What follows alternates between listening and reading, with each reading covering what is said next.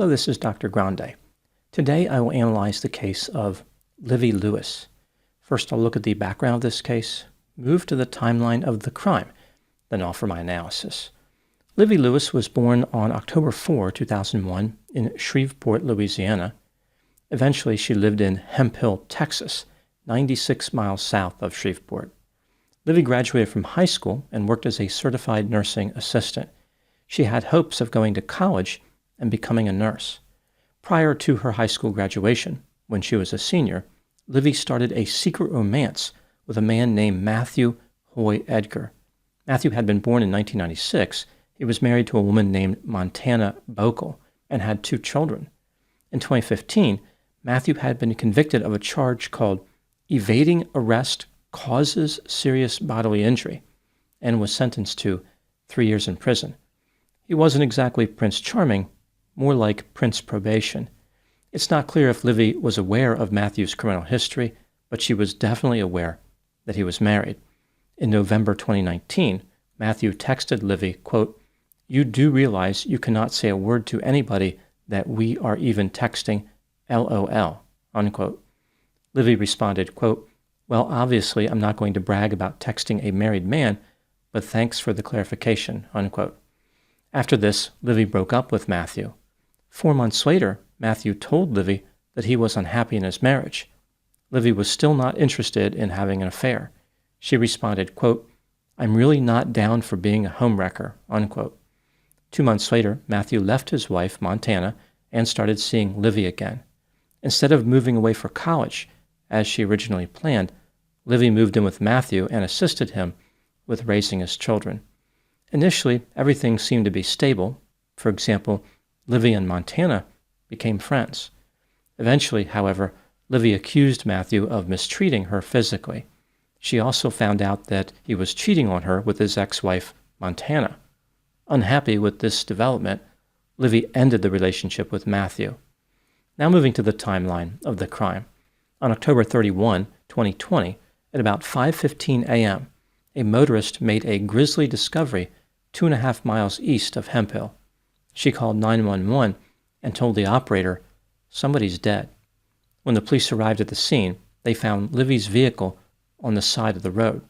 She was slumped over the steering wheel, dead, from a single gunshot wound to her neck. A pickup truck owned by Matthew's cousin was parked behind her vehicle. In between the 2 vehicles, Matthew Edgar was on the ground in a fetal position not far from a rifle that he owned. The rifle was the murder weapon. Matthew was taken to a local hospital. He told the police that he had been at a party the night before at the house of a friend named Bobby Ozan. Matthew had been drinking. He went back to his house where he blacked out. He ended up between Livye's vehicle and his cousin's pickup truck, but he did not know how this happened. Matthew was just as confused as everyone else. The police suspected that Matthew was lying. They believed he was responsible for Livye's murder. On his pants, they found a small amount of Livye's blood. In the pickup truck, which was parked behind Livye's vehicle, the police found her cell phone. The keys to Livye's vehicle were found at the house where Matthew's mother lived. Matthew Edgar was arrested for murder. The police interviewed several people who attended the party at the house of Bobby Ozan. Again, Matthew claimed he attended this party the night before. Here is what investigators learned. About 20 people attended the party, but most of them left by 2:30 a.m. Matthew, his ex-wife Montana, and his former girlfriend Livye were still there. Livye indicated that she was planning on spending the night with Bobby, the host of the party. Upon hearing this, Matthew flew into a rage. There was a physical altercation where Bobby held Matthew against a vehicle so Livye and Montana could safely leave. As they were leaving, Matthew screamed, "I am going to kill you all. I am going to kill you all." Montana went to the house where Matthew's mother lived. Shortly after this, Matthew arrived at that same location. Allegedly, he physically attacked Montana. After she sounded the horn of her vehicle, Matthew left. Matthew's destination was not far away. He went to his house, which was on the same property. Here, his anger did not subside. Matthew sent a text message to Montana, which read, quote, "You took part in it, and you are guilty as she is," unquote. He was blaming Montana for Livye's decision to stay with Bobby. At 3:22 a.m., Matthew wrote another message to Montana, quote, "I'm leaving, better get here and get your kids," unquote. At this point, Matthew drove away in his pickup truck. At 3:34 a.m., 12 minutes later, Matthew texted again, writing, quote, "I'm home, I got Livye's keys and her phone," unquote. Montana responded, "Where is she?" Matthew replied with just one word, "Dead." Assuming that Matthew was joking, Montana did not call 911. The police believed that after this, Matthew climbed in his cousin's pickup truck, drove to the scene of the murder, and remained there. Due to the COVID-19 pandemic, a grand jury was not available to indict Matthew. He was released on a $50,000 bond. On March 16, 2021, Matthew was finally indicted for Livye's murder. His trial started on January 24, 2022. On January 27, Matthew Edgar failed to show up for his trial, and the police started searching for him. His absence didn't really change anything with the trial. It continued without him. The jury found Matthew Edgar guilty of murder. The search for Matthew continued without any success. It appeared as though he had dropped off the face of the planet. As it turns out, he was hiding nearby. The police learned that Matthew may have been in a house near where his mother lived. Using night vision goggles, they conducted a stakeout of this house on the night of December 29, 2022. When Matthew stepped out of the house to smoke a cigarette on the back porch, officers moved in and arrested him. To one officer, Matthew asked the question, "You haven't proved my innocence yet?" Matthew's mother, Cindy Hogan Edgar, was in the house as well. The police said that she acted like she was surprised that Matthew was there. Several months later, in November 2023, she was charged with hindering apprehension. On January 3, 2023, Matthew Edgar was sentenced to 99 years in prison with the possibility of parole after 30 years.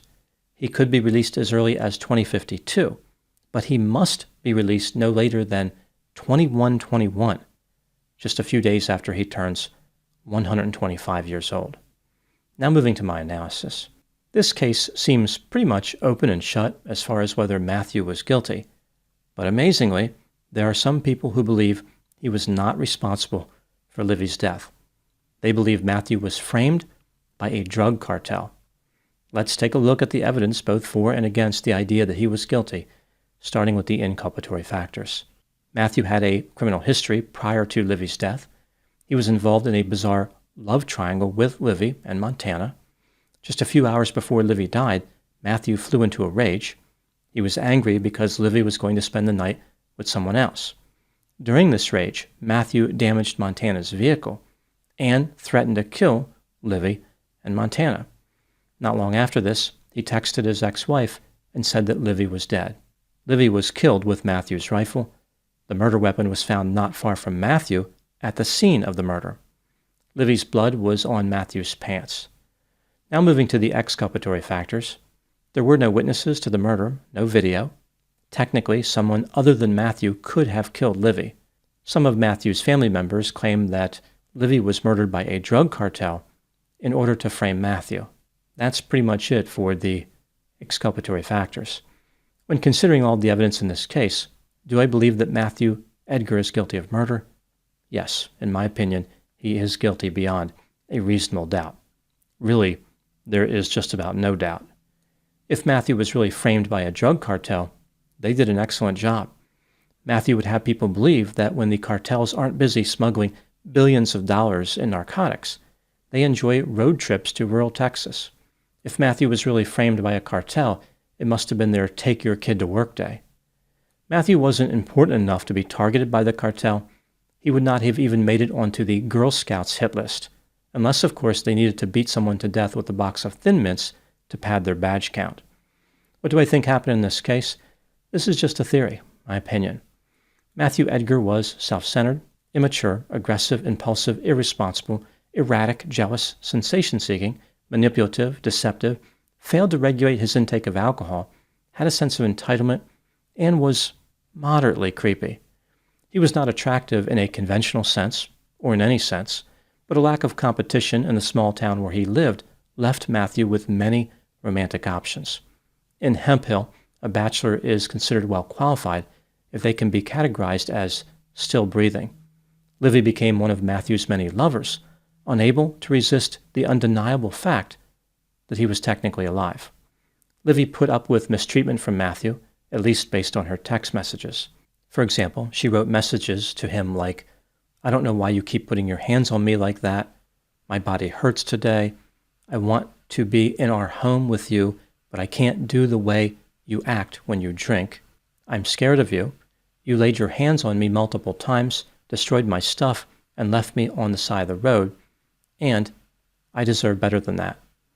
Livy was conflicted. She realized that Matthew was not an acceptable romantic partner, but may have felt as though she could not do any better. When he started cheating with his ex-wife Montana, Livy finally had enough. On the night of the party, Livy made Matthew jealous by stating her intention to stay at Bobby's house. Matthew decided he was going to murder Livy and arranged to meet with her. She did not suspect that he was homicidal. They met on the side of a road outside of town. Matthew used his rifle to shoot Livy and went back home. His state of intoxication was profound, which may explain why he returned to the scene of the murder and remained there. During the murder trial, Matthew let the battery on his ankle monitor die and simply went into hiding. He did not have a long-term plan, but managed to evade the authorities for 11 months. If it had not been for Matthew's desire to smoke cigarettes, he could have stayed hidden indefinitely. He managed to outrun the might of law enforcement, only to be captured by his smoking habit. Cigarettes are associated with premature death, but in Matthew's case, they helped him to get life. Those are my thoughts on the case of Livye Lewis. Thank you so much for watching. I'll talk to you soon. Just a reminder that I have a Patreon account which features over 300 pre-release videos. These videos are of the same quality as the videos that I release to the public. When I put a video in pre-release status on Patreon, it usually stays there for a few months, if not a year. I will put the link to Patreon in the description for this video.